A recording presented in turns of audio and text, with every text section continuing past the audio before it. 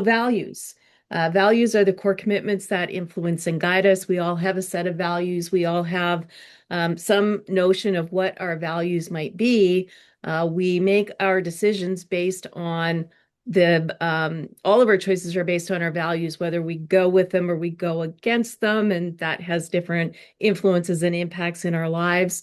We'll often say we have some wiggle room in our values, as much as we might not like to admit that. But just a really simple example is if I ask you, is kindness something that you value? You may well say yes. Is honesty something that you value? You may well say yes.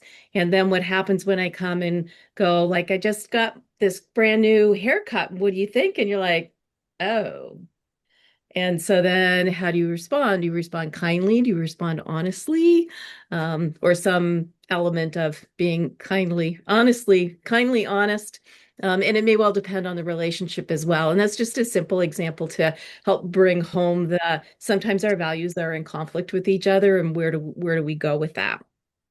When I think about the context of facilitation or hosting conversations, we bring our values and our principles to the facilitation and hosting roles that we're in, and we'll use them. We'll act according to them. And then also when we're in a group context, whether we're explicit about it or not, there are certain values or principles that we're expecting groups to be abiding by.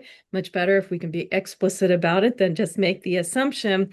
And some examples for us, and sometimes with groups we call those rules of engagement or whatever we might want to call them.